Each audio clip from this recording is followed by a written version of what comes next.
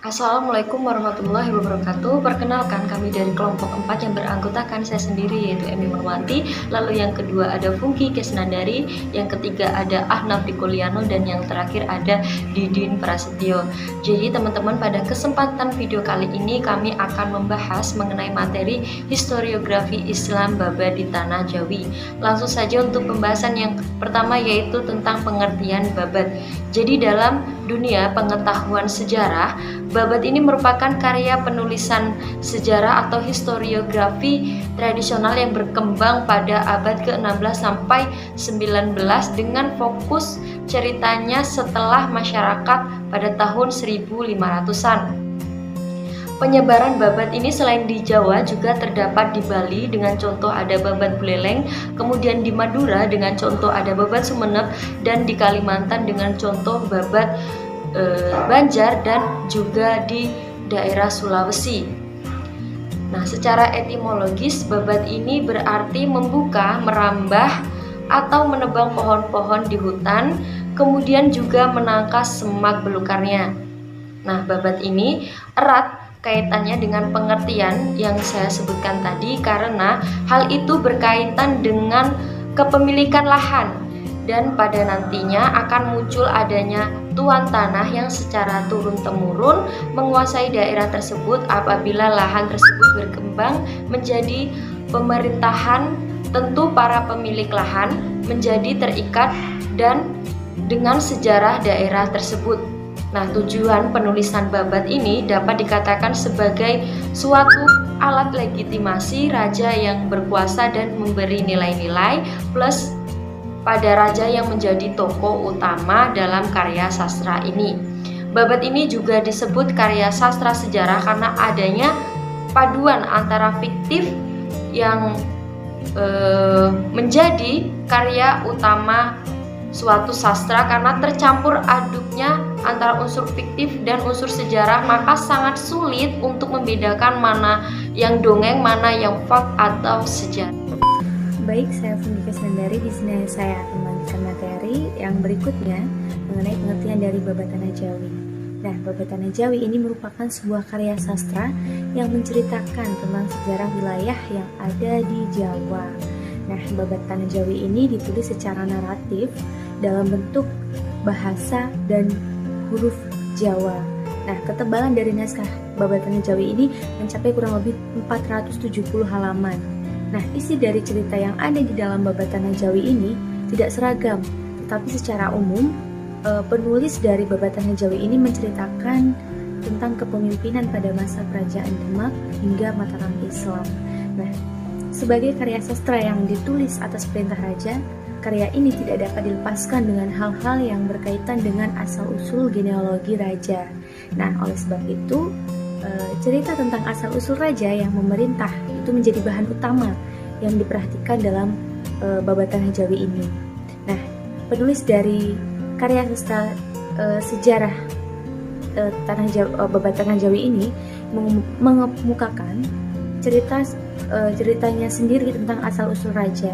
Nah, sebagaimana contoh di dalam naskah Babat Keraton atau lazim disebut dengan Babat Tanah Jawi Tumenggung Jaya Ningrat yang dibuat pada tahun 1777, kemudian ditulis kembali versi Ras yaitu di tahun 1987, dan versi Wiryapanitra tahun 1993. Nah, semua versi dari Babat Tanah Jawi tersebut itu menjelaskan tentang asal-usul Raja Jawa adalah keturunan dari Nabi Adam, menurunkan nabi-nabi yang lain, kemudian nabi-nabi itu menurunkan dewa-dewa sampai kepada Dewa Wisnu. Nah, nantinya Dewa Wisnu ini menurunkan tokoh-tokoh dalam mitologi pewayangan sampai raja-raja Jawa.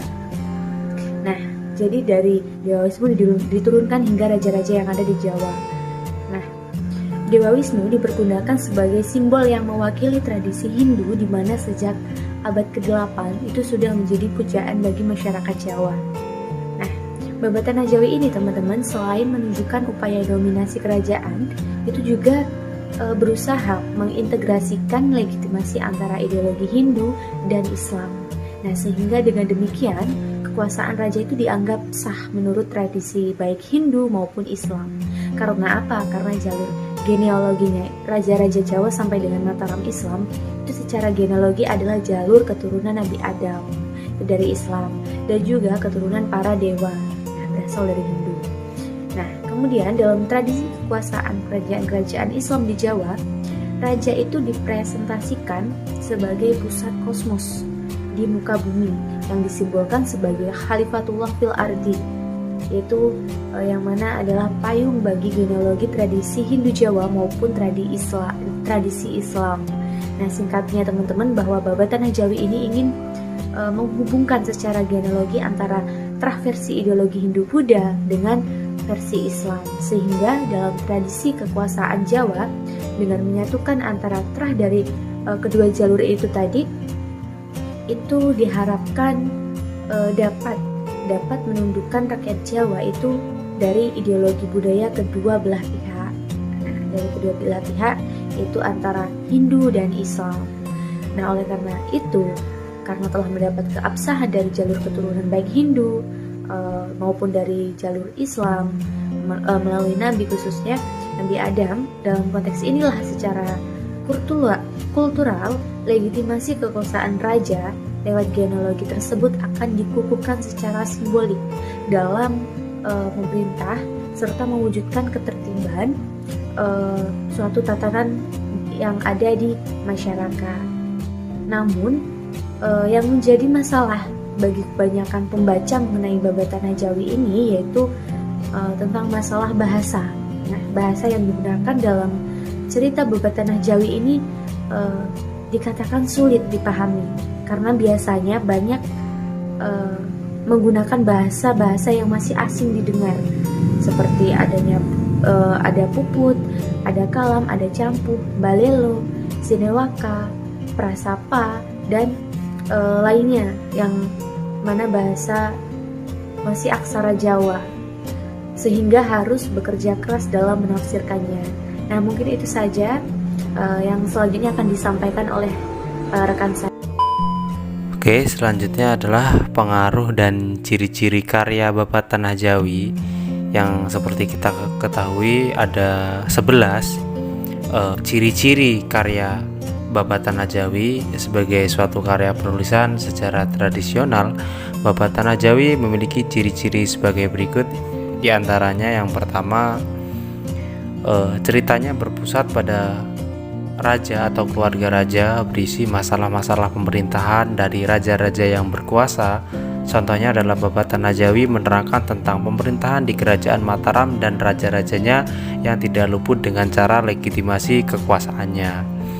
Kemudian nomor 2, yang dibicarakan kebanyakan menyangkut kaum-kaum feodal atau bangsawan. Dalam Babat Tanah Jawi sering membahas tentang keadipaten dan para bupatinya yang bergejolak dalam perebutan kekuasaan. Kemudian nomor 3, bersifat religiu atau magis, maksudnya menggabungkan antara agama dan hal-hal magis atau gaib. Contohnya dalam Babat Tanah Jawi yang menceritakan saat Senopati meminta bantuan kepada Nyi Roro Kidul, dan saat Ki Juru Martani meminta bantuan Ki Sapu Jagat di Gunung Merapi dalam proses legitimasi Mataram.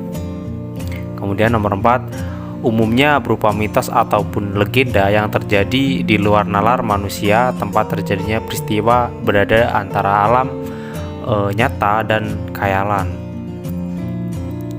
Kemudian nomor 5, raja atau pemimpin dianggap mempunyai kekuatan gaib dan karisma atau sakti. Sang tokoh cerita terkadang dipandang sebagai sosok manusia setengah dewa. Kemudian nomor 6, kebanyakan karya-karya tersebut kuat dalam genealogi atau silsilah, tetapi lemah dalam hal kronologi dan detail-detail biografi.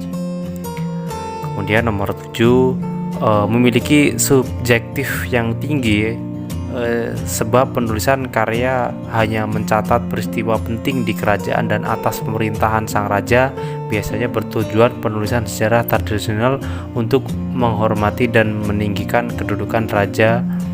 Penulisan Babat Tanah Jawi ini lebih condong ke Mataram dan dijadikan sebagai alat legitimasi raja yang berkuasa.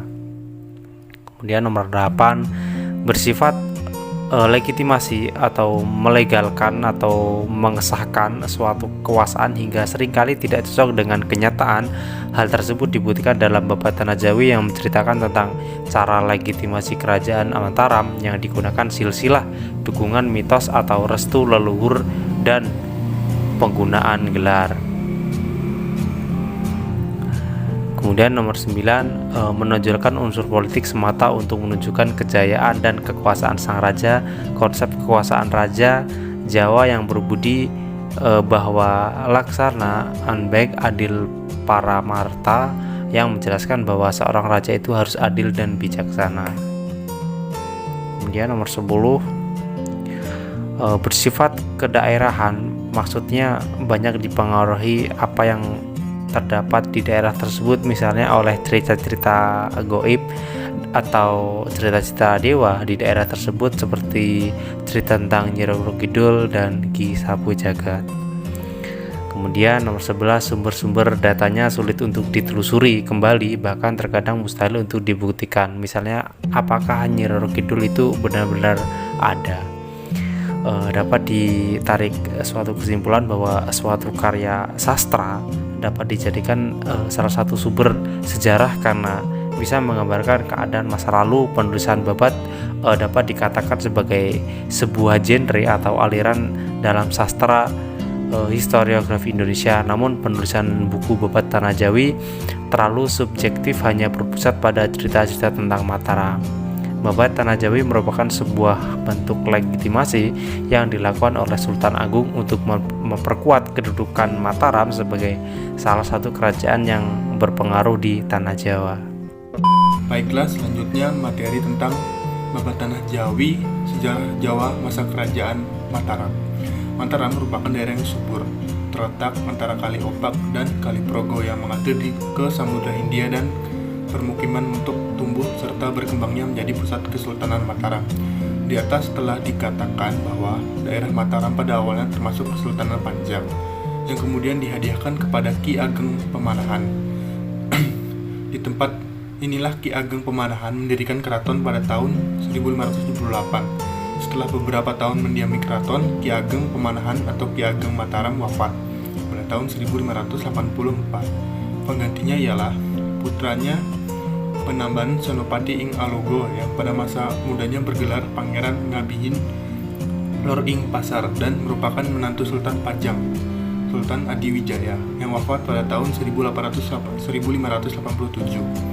Menurut Babat Tanah Jawi, penempaan Senopati tidak suka menghadap Sultan Panjang. Namun, pada waktu Sultan Panjang wafat, Senopati Ing Alogo datang menghadiri upacara pemakaman Sultan. Pada masa pemerintahan Penembahan Senopati, Mataram memperoleh kesultanan kekuasaan ke daerah sekitarnya, termasuk ke daerah pesisir utara, kemudian ke daerah-daerah di Jawa Timur dan Barat. Pajang sendiri berada di bawah kekuasaan Mataram, menjadi kadipaten yang diperintah Pangeran Benowo, putra Sultan Adiwijaya. Selain Pajang, Demak juga dikuasai, dan di sana kemudian ditempatkan seorang dan dari Juwana, daerah Kedu dan Bangelan pun dapat dikuasai. Madiun pada tahun 1590 mengakui kekuasaan Mataram, kemudian menyusul Surabaya dan Kediri. Penembahan Senopati Ing Alogo juga meluaskan daerah kekuasaannya dan pengaruhnya ke bagian barat sampai ke Periangan Timur dan Kesultanan Cirebon. Hubungan antara Mataram dan Cirebon ketika diperintah Penembahan Ratu bukan karena penaklukan, melainkan hubungan persahabatan. Dibangun dengan bantuan Penembahan Senopati Ing Alogo, benteng kota Cirebon didirikan sebelum tahun 1596. Hal ini didukung oleh pernyataan Belanda pada pelayarannya yang pertama pada tahun 1596 yang menceritakan adanya benteng kota Cirebon. Benteng kota tersebut pada tahun 1684 masih dapat dikenali. Menurut Babat Sangkala,